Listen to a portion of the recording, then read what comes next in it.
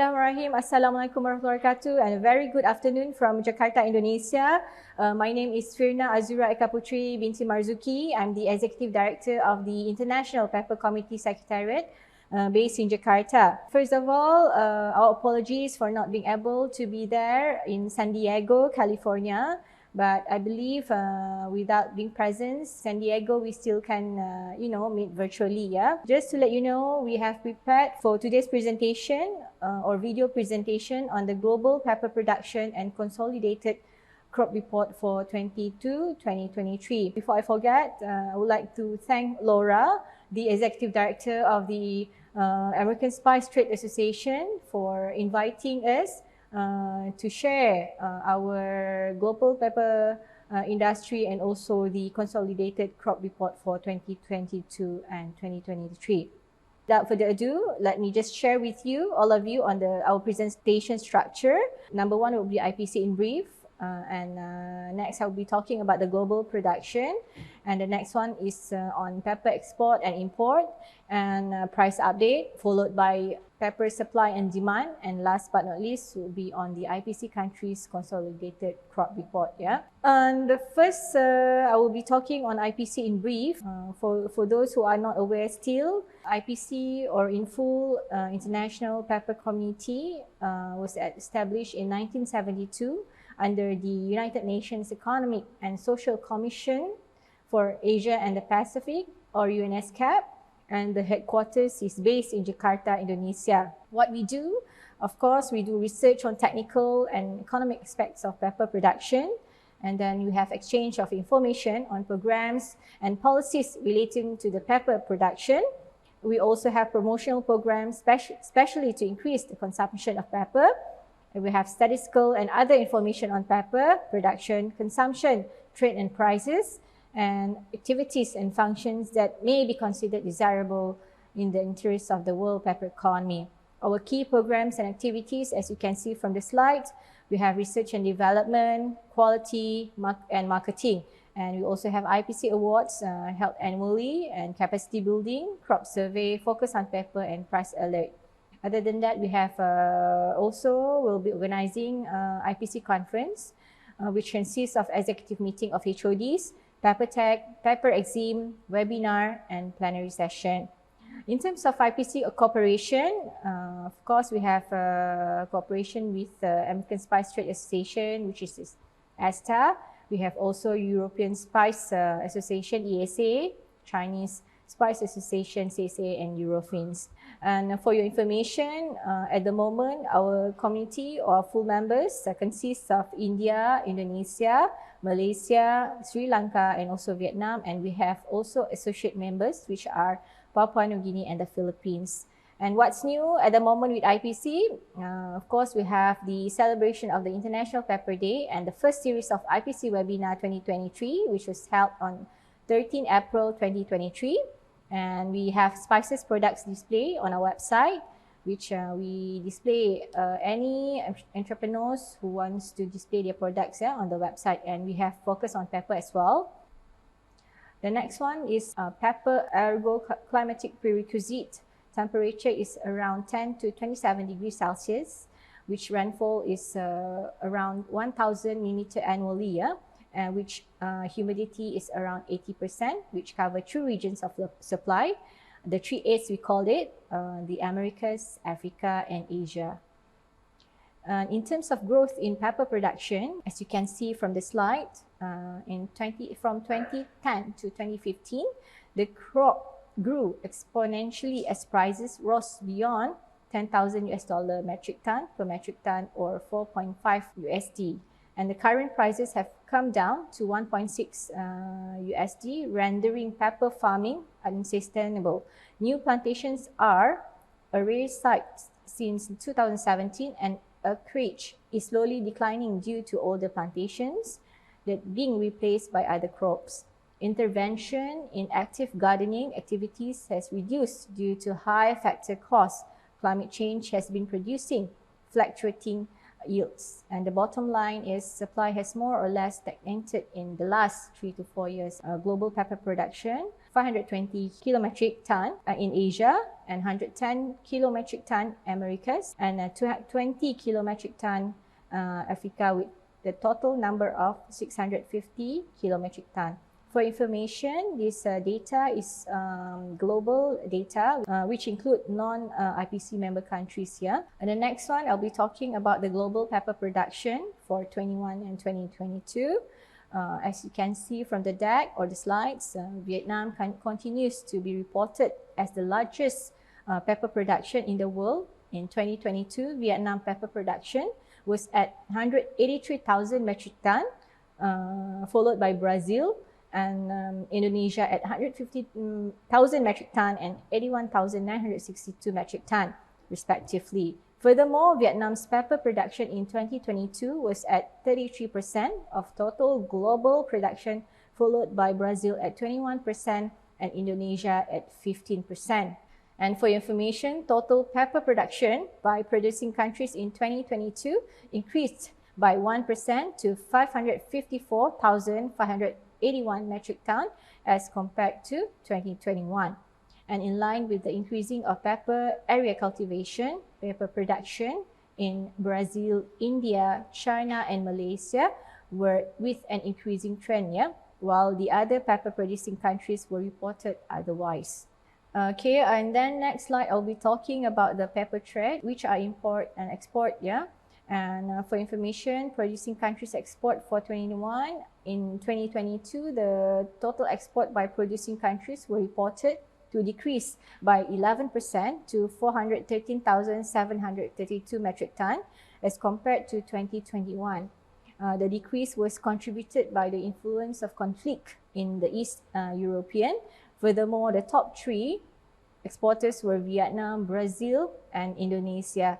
As the largest exporter, Vietnam's export reportedly dipped by 6% as compared to 2021 at 231,988 metric ton. The decrease was contributed by the China's strict application of zero COVID policy, which prevented any products coming in. And among others, Sri Lanka export was reported with the highest decrease, with a decrease of 36% as compared to the previous year to 11,416 metric ton. The major problem pertaining to export in 2022 was due to the Sri Lankan economic crisis, which subsequently impacted the export agriculture crops or EAC value chain. The next one is on the pepper import for 2021-2022. In 2022, the total import by producing countries reported with a decrease of 11% to 117,741 metric ton as compared to 2021, and the top three importers were Vietnam, India, and China. And China and India imports were relatively higher than export as per the high demand for the local consumption. And while Vietnam's high pepper imports due to further pepper processing, pepper value addition, and re-export by Vietnam. And China's import reported with the highest decrease by 44% as compared to the previous year due to China's strict application of zero COVID policy, which prevented any products coming in. The next one will be on global pepper import for 2020 and 2021. From the slide, you can see in 2021, total import by top 15 pepper importing countries recorded a decrease of 3% to 386,772 metric ton as compared to 2020. And furthermore, USA was reported to be the largest pepper importer with 94,180 metric ton, an increase of 9% as compared to 2020, followed by China with 46,492 metric ton, a decrease of 34%. Vietnam with 40,359 metric ton, a decrease of 38%. UAE with 36,207 metric ton, an increase of 67%. And India with 35,222 metric ton, an increase of 34%. So the next one will be on actual pepper export and import 22 overview. And the actual pepper export by producing countries up to latest December 2022, totaling at 396,564 metric ton, with Vietnam was reported to be the largest exporter with 231,988 metric ton, followed by Brazil with 86,359 metric ton, and Indonesia with 29,992 metric ton. And the total import by the top 10 pepper importing countries up to December 2022, totaling at 280,341 metric ton. USA was reported to be the largest pepper produce importer with 87,619 metric ton, followed by Vietnam with 46,682 metric ton, and India with 35,000 metric ton.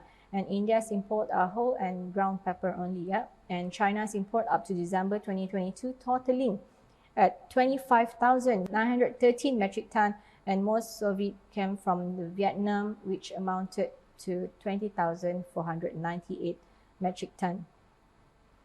And in terms of price update, as you can see from the presentation, this is on ESTA price of black and white pepper in New York, from 2007 until March 2023.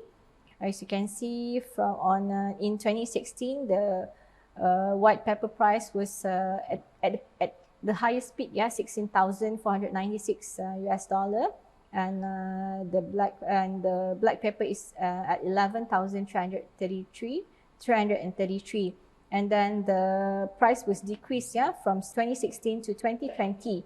This is due to the long-term cyclic correction. As you can see from the graph as well, from 2020 to 2021 and to 2022, the bread prices and COVID buying, the price is increased, and after that cycle is decreased again because of the Chinese lockdown excess inventory. And we believe that from 23 onwards, the price will be increased again because of Chinese re-entry. So we received this information from, of course, Namagro, Indonesia Spice Trading Incorporation, and also Saya and Company. And the next one, I'll be talking about pepper demand. As you can see from the slide, estimation in terms of cultivation area in kilometric ton.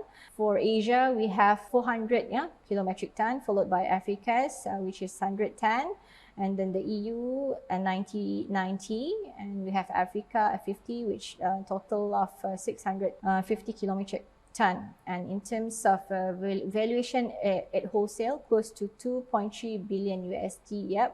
And our recent challenges because of number one, block flows due to the geopolitical events, which is COVID lockdowns, war, and etc. And of course, diminishing speculative demand due to the financial turmoil. And the next one is on the long-term demand. We believe that this global demand and supply always related to the growth of global population, almost 90% of it. So projected population curve, pepper supply and demand have a correlation over 90% with the population curve in the long term. So what happened in 2022? We have excess purchase in 2020 to 2021, and then we also have excess carryover in Vietnam due to Chinese lockdown, and also defaults in 2022 in Middle East. If you can see inventory rationalization, COVID China, border close, and also inflation, credit squeeze, and currency depreciation. And this has been affected on drop in imports and drop in prices, which is no speculative demand. And sudden drop in demand due to border closures led to piling up of inventory at the origin, and prices came down, defaults happened, which led to further price reduction. And the next one is on IPC countries consolidated crop report for 2022-2023. As you can see from the screen, this is on pepper production overview, 2021 to 2022. We have increase on 3 countries and also decrease for 3 countries as well. In terms of Brazil has increased 17%. This is due to expansion of plantings in Brazil since mid-2020. And India was increased 8%. This is because the surge in domestic consumption as well as increase in medical and health application of pepper. The production of pepper expected to grow, particularly in the non-traditional areas. And in Malaysia, it was increased 2%. Production continues to increase and maintain its government continuously supporting farmers with incentive programs. And the next three countries with production has been decreased for the past 2 years. Vietnam, the decline is 6%, yeah, in demand, resulting in decline of price and push farmers neglected the care of farms in Vietnam, which caused increased pests and diseases cases.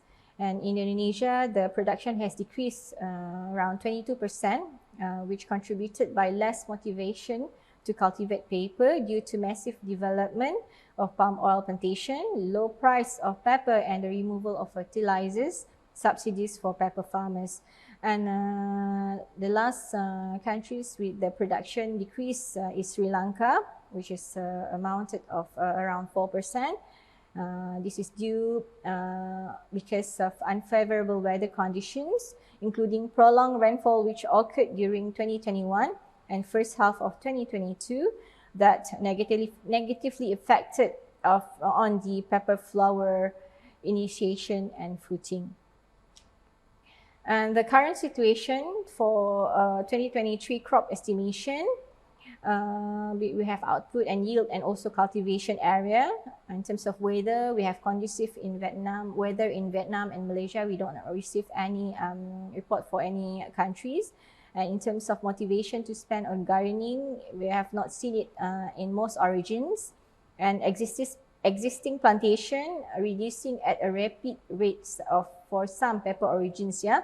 And new plantation also we have not seen in most origins. So we hope that all pepper producing countries government can oversee or resolve this issue on new plantation, yeah. And the next one is on the key metrics global pepper balance sheet. On the parameter, we have production, import, domestic consumption, export, and carry forward. So the global balance sheet overview for 2023 has showed an increasing trend, yeah, though production and export projected with the decrease of 2% and 1% respectively as compared to 2022, and the total carry forward for 2023 was projected at 267 kilometric ton, or an increase by 6% as compared to 2022. And import and domestic consumption are expected to rise with reopening of the Chinese borders for the trade. Yeah, for your information, this data we have received it based on IPC calculation and on crop survey, and also country report by IPC member countries. This is on the IPC countries consolidated crop report 2022-2023, as I mentioned on the previous slide. So if you can see, the carry forward is 267, and in terms of export 411 for projection this year, and domestic consumption is 238,000 metric ton, and import is 139,000 metric ton, and production is 526,000 metric ton. And the figures are based on IPC calculation on crop survey and country report by IPC member countries.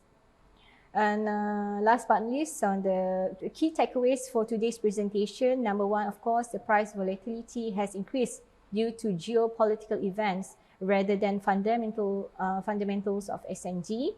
And the second one is regulation continues to tighten for some countries, especially the EU. And long-term consumption trend remain robust, and lack of new plantations to put pressure on prices in the near future.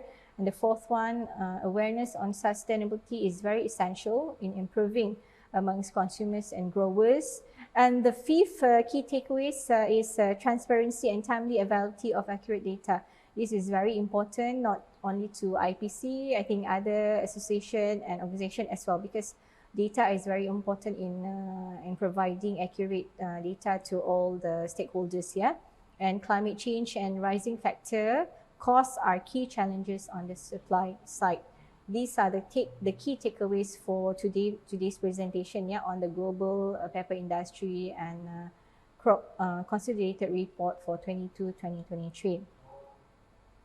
And I would like to take this opportunity on behalf of the IPC Secretariat. We would like to inform all of you, the distinguished delegates and participants, that we will be organizing the 51st annual session and meetings of the IPC and International Spice Exhibition in Malaysia, which is Kuching, Sarawak, from 6 to 9 November 2023. We will make this information available as soon as possible, and we will inform everyone on the hosting of this important session in due course. Yeah.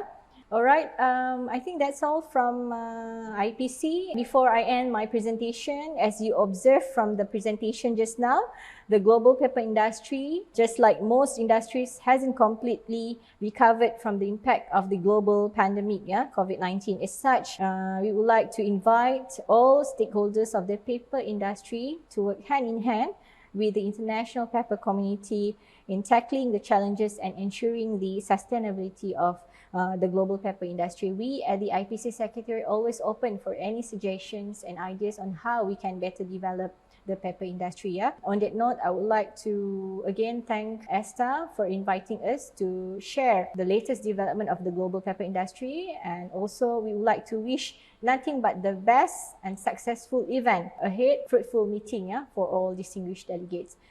With that, I thank you, and wassalamualaikum warahmatullahi wabarakatuh. Together, we are stronger.